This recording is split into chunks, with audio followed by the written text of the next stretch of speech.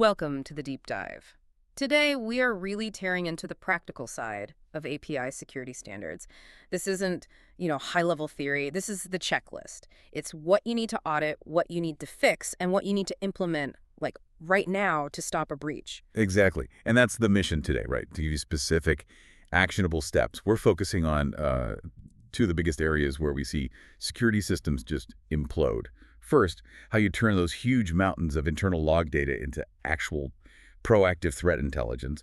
And second, and this is the real heavy lift, managing the just massive security liability that comes with every single third-party integration you're using. That second point, that's just the reality of security now, isn't it? We used to think about building this strong castle wall around our own code, but now you look at the major attacks. The whole idea of a perimeter is basically dead. It is. Precisely. The modern API ecosystem, it's defined by these external dependencies. Libraries, frameworks, specialized instances. You're essentially outsourcing risk every single time you integrate a new component. So API security has fundamentally shifted. It's not about policing your internal code anymore. It's about continuous, proactive management of your vendors and dependencies. So your vendors are the new frontier. They're the new frontier, and you need a systematic way to deal with that risk, like immediately. Okay, let's unpack this systematically. Let's start inside the castle walls then, with something that, sounds a bit mundane, but is absolutely mission critical. The intelligence that's just sitting there, hidden in your logs. We're talking about auditing session activity. Yeah, and the reason we start here is simple. If you're not auditing your logs properly, you are, for all intents and purposes, running blind. And look, log auditing isn't just about ticking a compliance box. It's vital for understanding how users behave, how systems interact, and most importantly, it's about detecting those patterns of malicious activity that can then inform your future threat modeling. That's the key part. It's what shifts your whole defense from being reactive cleanup to proactive prevention. Okay, so give us a concrete example. What does a pattern of malicious activity actually look like in a log versus just, a simple user error? That's a great question. So a simple error is, a user typos their password once. Annoying, but fine. A pattern of malicious activity might be seeing, say, 50 failed login attempts in less than a minute. Wow, okay. All coming from a geolocation that user has never ever logged in from before. And then it's immediately followed by attempts to access sensitive API endpoints with a brute force token. If your logs aren't granular enough, or if you're not inspecting them efficiently, that whole pattern is just, it's invisible noise. So when we're doing this audit, what are the specific things we need to be looking for to make sure we're actually capturing that kind of intelligence? You're checking four main things. First, the existing logging setup, the policy, the granularity of the data. Are you capturing enough detail without grabbing too much personal info? And the log format. Right. Second, you look at the retention and rotation settings. Are you keeping logs for as long as you legally have to, but also cycling them out efficiently? Third is security controls on the logs. Who can see them? Are they encrypted? And fourth, you have to evaluate the inspection procedure itself. How often are people actually analyzing this data, and what tools are they using to spot those patterns we just talked about? And if we look at that list and find ourselves lacking, what are the actionable fixes? Optimization is the key word. You have to optimize retention and rotation. So, for instance, maybe left critical session logs get moved to cold storage after 90 days. That frees up space, frees up CPU for analyzing the most recent, most critical activity, and you have to enhance the inspection procedure. Maybe that means integrating SIEM tools or other analytics so those logs are actively generating usable intelligence, not just, filling up a hard drive somewhere. Okay, so that gives us critical internal visibility. If logs show us what's happening inside our environment, we now have to talk about what vendors are doing outside. This pivot to the third-party landscape, I think this is where most organizations just feel completely overwhelmed. It's the single biggest headache because it's a shared liability, right? Yeah. This whole next part on managing third-party integrations, it's really designed to conquer that feeling. The broad scope is identifying every dependency, mapping its integration points, figuring out its data flow, and then checking all its security and privacy risks. So there's a process. There's a process. And the core mandate is clear. Third-party components will introduce vulnerabilities. Yeah. It's a given. So continuous monitoring of these integrations is mandatory for your security and for regulatory compliance. That phrase, continuous monitoring, that's so important. You can't just rely on a vendor's promise from when you sign the contract. Yeah. So, okay, there are 8 steps here. Let's try to simplify this by grouping them. Maybe we can call the first 3 steps the discovery phase. Perfect. I like that. The discovery phase. It's all about answering. What are we using? Where is it? And what data is it touching? Exactly. So starting with step 1, identification. Just knowing what external components pose a liability.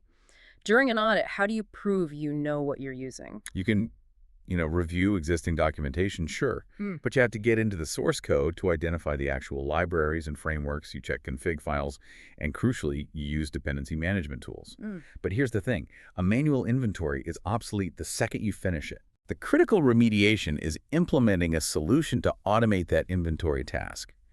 If you're not using tools that scan and update your inventory automatically, you've already lost the battle. I completely agree. Relying on a spreadsheet for your component inventory in this day and age is just a recipe for disaster. So once we know what we're using, step 2 is figuring out where it connects, identifying those integration points. That's right. Because these integration points, they are the literal entryways for vulnerabilities. Knowing their exact location means your security team can put controls precisely where they need to be. For an audit, you're reviewing deployment docs, you're looking at the code for imported libraries, and you're doing network traffic analysis. So you're actually watching the wire. You are literally monitoring the external connections to see what data is leaving your API and where it's going. Which brings us to step 3, where the last 2 points really come together. Understanding the data flow itself. This feels like the moment where security and regulatory compliance finally have to shake hands. They absolutely do. Understanding data flow isn't just for finding vulnerabilities. It dictates your whole compliance profile. If you have any European users, for example, this is vital for GDPR, the General Data Protection Regulation, especially with any data transfers involving, say, US-based systems. A failure here can mean massive fines. So what's the audit action there? What do you do? You have to list out the data flows for each library. Not just a generic statement, but specifically. You analyze the transmission protocols to make sure they're encrypted, and you review your own practices for potential exposures. Are you sending personal info you don't need to? Are your transfer protocols secure? So you're making sure that the moment your data hits that dependency, it's locked down. Exactly. Okay, so we've moved from discovery into, let's call it the assessment phase. Now it's about figuring out the risk level, starting with step 4, assessing the dependency itself, its known history. Right.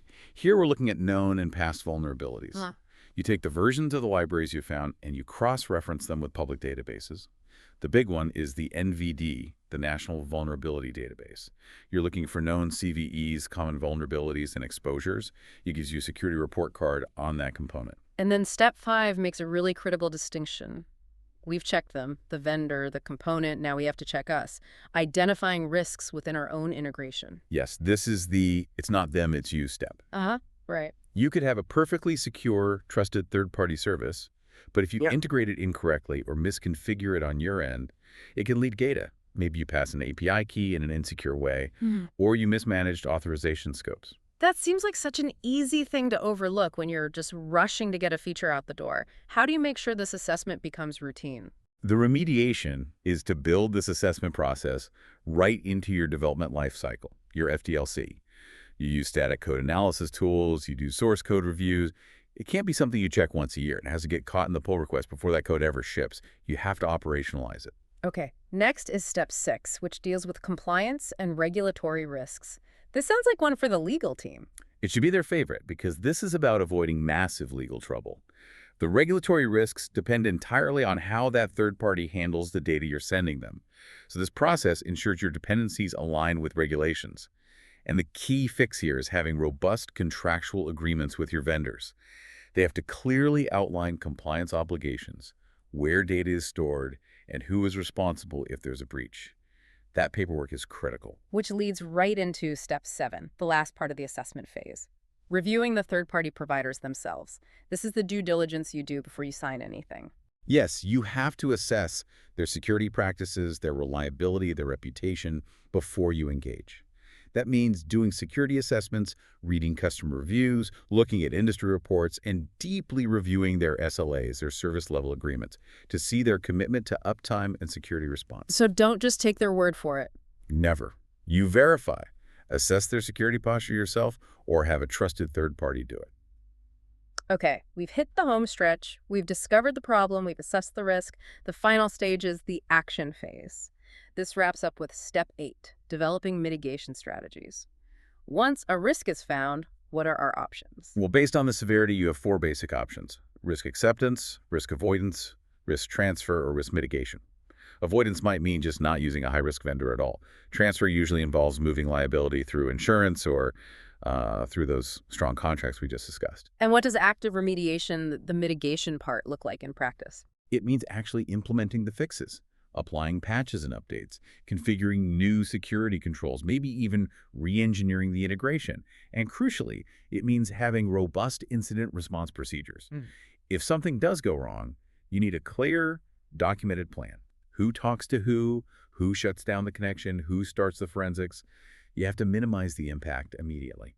This has been a tremendously detailed and I think very actionable deep dive. We started with maximizing our internal site through intelligent log auditing, which gives us the intelligence we need for threat modeling. And then we moved right to neutralizing that external liability, detailing that systematic 8-step process for managing third-party APIs.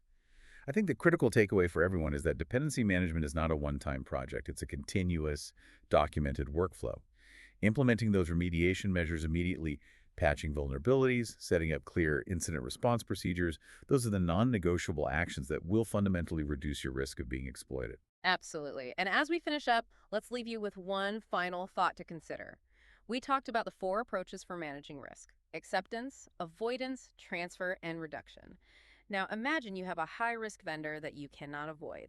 Maybe they provide a totally unique, essential service. Which of those 4 approaches demands the most intense scrutiny, the deepest documentation, and the most executive sign-off? Think about the paperwork and the financial liability that gets attached to that choice, something for you to consider further.